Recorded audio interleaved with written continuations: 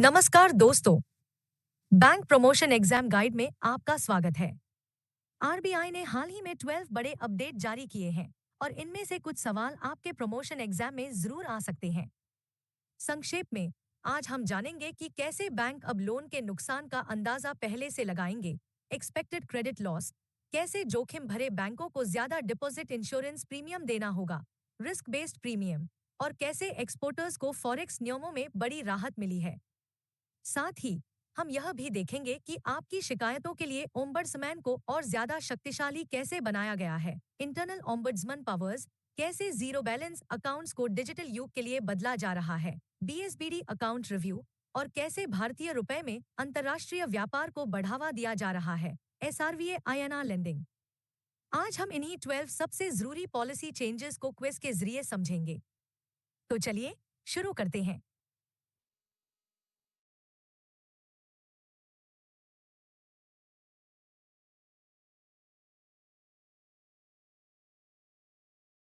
हमारा पहला सवाल प्रोविजनिंग को लेकर है। What new framework is proposed by the RBI to replace the incurred loss-based provisioning for banks? A. Gross loss provisioning framework. B. Future loss estimation approach. C. Expected credit loss (ECL) approach. D. Retrospective loss provisioning model.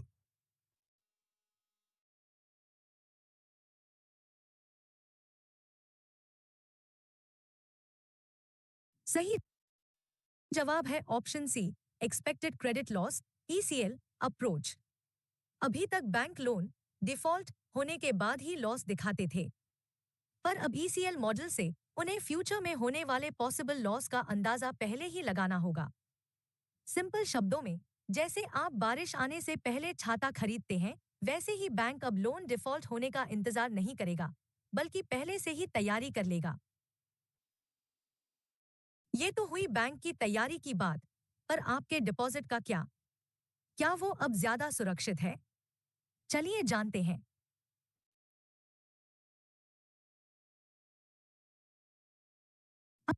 अब बात करते हैं deposit insurance and credit guarantee corporation premium की। The Deposit Insurance and Credit Guarantee Corporation Act 1961 currently mandates a flat rate premium for deposit insurance. What new model is proposed to replace this? A. Fixed premium model. B. Zero premium model. C. Profit-based premium model. D. Risk-based premium model.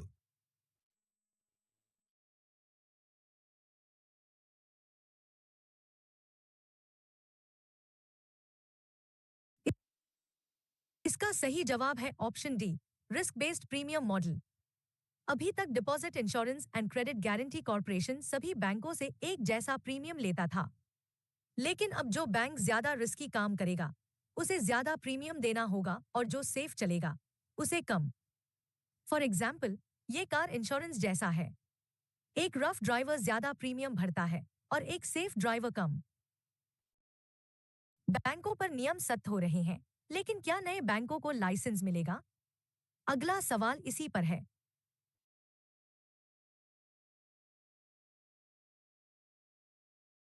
यह सवाल किस bank के fresh licence से जुड़ा है? The issuance of fresh licenses for which type of banks had been paused since 2004, leading to a new discussion paper by the RBI? A. Small finance banks. B. Payments banks. C. Urban cooperative banks, UCBs. D. Regional rural banks.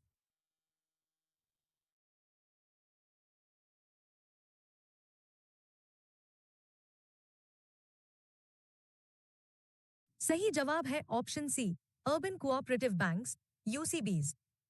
साल 2004 से UCBs को नए licence नहीं दिए जा रहे थे, पर अब बैंकिंग सेक्टर में आए बदलावों को देखते हुए आरबीआई इस पॉलिसी को रिव्यू कर रहा है ताकि नए यूसीबीज के लिए एक मजबूत फ्रेमवर्क बनाया जा सके।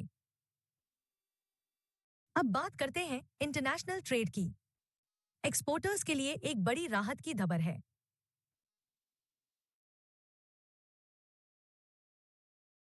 एक्सपोर्टर्स के लिए फॉरेन करेंसी अकाउंट्स के नियमों में क्या बदलाव हुआ है? For Indian exporters holding foreign currency accounts in an IFSC, what is the extended time period for the repatriation of funds? A. From 1 month to 2 months. B. From 1 month to 3 months. C. From 2 months to 4 months. D. From 3 months to 6 months.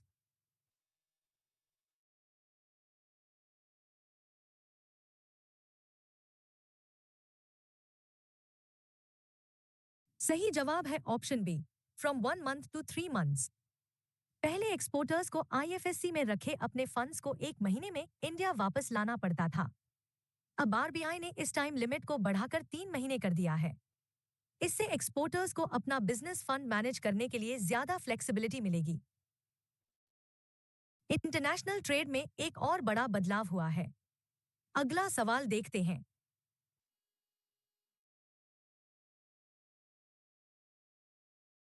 मर्चेंटिंग trade transactions में foreign exchange outlay की revise time limit क्या है? What is the revised time limit for the outlay of foreign exchange in merchanting trade transactions, MTT? A. Increased from 2 months to 4 months. B. Increased from 3 months to 5 months. C. Increased from 4 months to 6 months. D. Increased from 6 months to 8 months.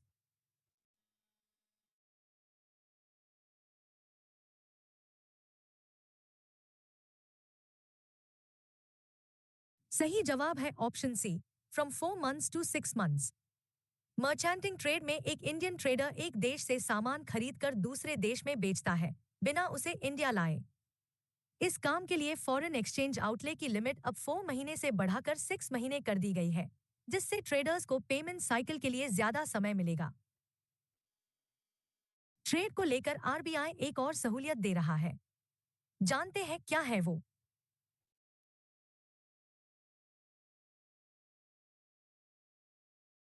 Trade reconciliation को आसान बनाने के लिए RBI ने पर bill maximum value क्या set की है?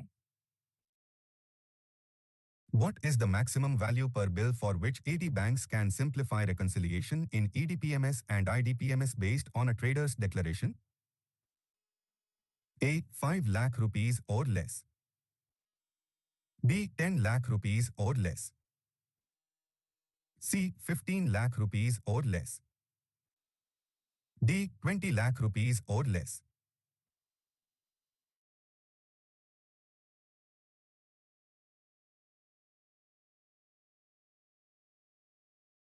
सही जवाब है ऑप्शन बी, आईएनआर 10 लाख और लेस। छोटे ट्रांजैक्शंस की प्रोसेस आसान बनाने के लिए आरबीआई ने एडी बैंक्स को परमिशन दी है कि वो 10 लाख रुपए तक के बिल्स को ट्रेडर के सेल्फ डिक्लेरेशन के आधार पर ही रिकंसाइल कर सकते हैं। इससे पेपर वर्क और समय दोनों बचेगा। अब बात करते हैं आम आदमी के बेसिक सेविंग्स अकाउंट की। उसमें क्या नया है?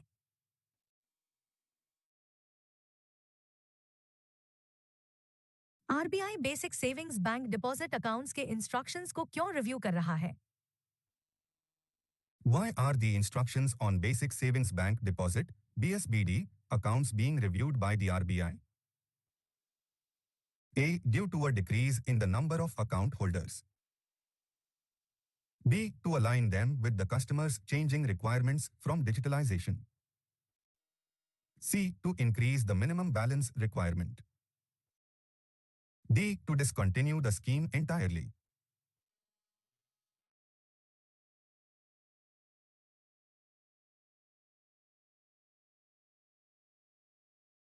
सही जवाब है ऑप्शन बी, बीएसबीडी अकाउंट्स को नो फ्रिल्स अकाउंट्स भी कहते हैं।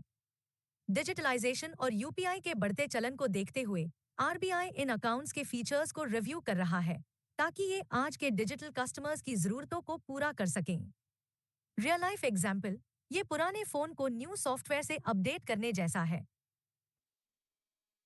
अकाउंट्स की बात हो गई, पर अगर बैंक से शिकायत हो तो चलिए जानते हैं इंटरनल ओम्बुड्समैन के बारे में।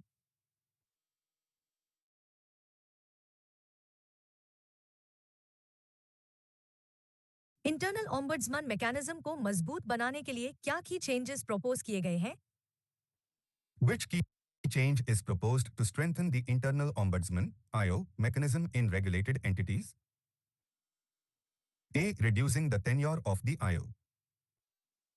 B. Limiting the IO's access to internal documents. C. Equipping IOs with compensation powers. D. Removing the two-tiered structure for grievance redress.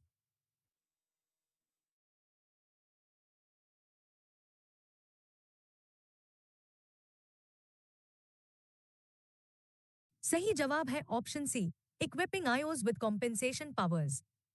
Internal ombudsman IO को और पावरफुल बनाने के लिए आरबीआई ने प्रपोज किया है कि आईओ को कस्टमर को कॉम्पेंसेशन देने की पावर दी जाए। अब वो सीधे कंप्लेनेंट से भी बात कर सकेगा। इससे शिकायतों का निपटारा जल्दी और बेहतर तरीके से होगा। लेकिन क्या सभी बैंकों के कस्टमर्स इस ओम्बड्समन सुविधा का लाभ उठा सकते हैं? अगला सवाल इसी से जुड़ा है।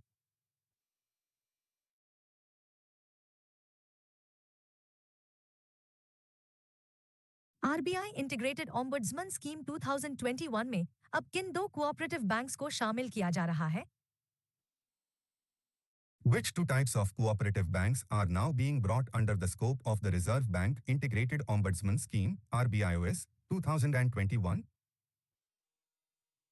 A. Urban cooperative banks and multi-state cooperative banks. B. State cooperative banks and district central cooperative banks. C. Primary agricultural credit societies and land development banks. D. Payments banks and small finance banks.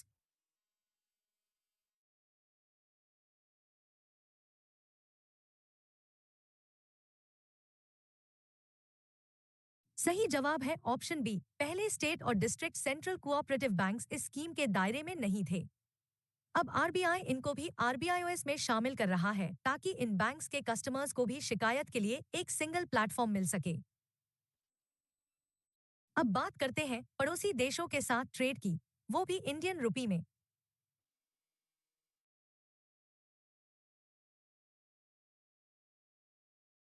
AD banks अब किन तीन देशों के residents को cross border trade के लिए Indian rupee में land कर सकते हैं?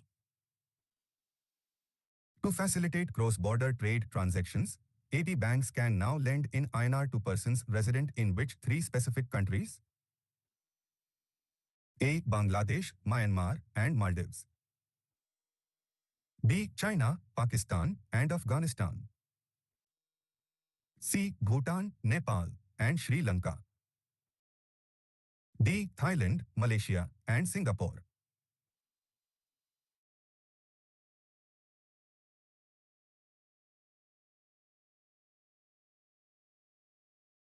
सही जवाब है ऑप्शन सी, इंडियन रुपी में इंटरनेशनल ट्रेड को प्रमोट करने के लिए आरबीआई ने एडी बैंक्स को भूटान, नेपाल और श्रीलंका के रेसिडेंट्स को आईएनआर में लोन देने की परमिशन दी है। इससे ट्रेड सेटलमेंट आसान होगा और यूएस डॉलर पर निर्भरता कम होगी। जब बात फॉरेन ट्रेड की हो तो करेंसी रेट्स सबसे जरूरी होते हैं। अगला सवाल इसी पर है।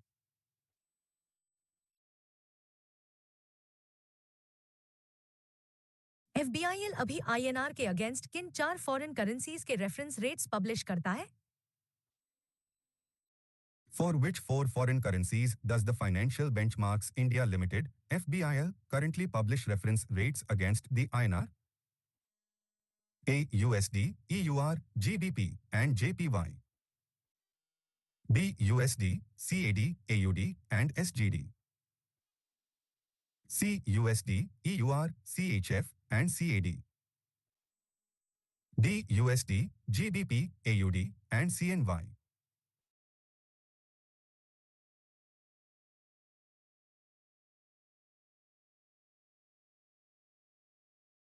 सही जवाब है option A, US dollar, euro, great Britain pound और जापानीज येन। एफबीआईएल रोजाना आईएनआर के अगेंस्ट इन चार मेजर करेंसीज के रेफरेंस रेट्स पब्लिश करता है। ये रेट्स फॉरेन करेंसी ट्रांजैक्शंस की सेटलमेंट के लिए बेंचमार्क का काम करते हैं। और अब हमारा आखिरी लेकिन बहुत जरूरी सवाल स्पेशल रुपी वॉस्ट्रो अकाउंट्स पर।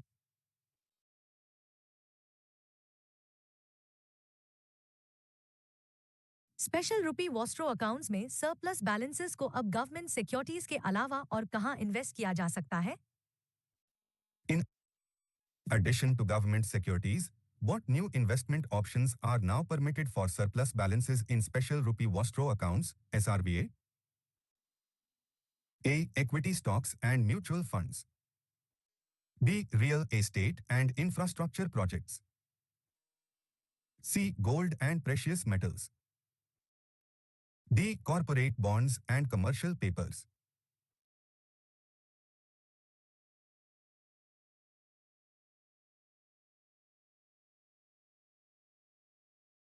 सही जवाब है ऑप्शन डी। एसआरवीए एक मैकेनिज्म है जिससे international trade settlement Indian rupee में होता है। पहले इन अकाउंट्स के सरप्लस फंड्स को सिर्फ गवर्नमेंट सिक्योरिटीज में इन्वेस्ट कर सकते थे। अब आरबीआई ने कॉर्पोरेट बॉन्ड्स और कमर्शियल पेपर्स में भी इन्वेस्ट करने की परमिशन दे दी है, जिससे इन्वेस्टमेंट के ऑप्शंस बढ़ गए हैं। तो ये थे आरबीआई की नई पॉलिसीज पर 12 सबसे जरूरी अपडेट्स। ये पॉइंट्स आपके एग्जाम के लिए क्रूशल हैं। अगर ये क्विज आपके काम आया तो वीडियो को लाइक और दोस्तों के साथ शेयर जरूर करें और बैंक प्रमोशन एग्जाम गाइड को सब्सक्राइब करना न भूलें। मिलते हैं अगले वीडियो में।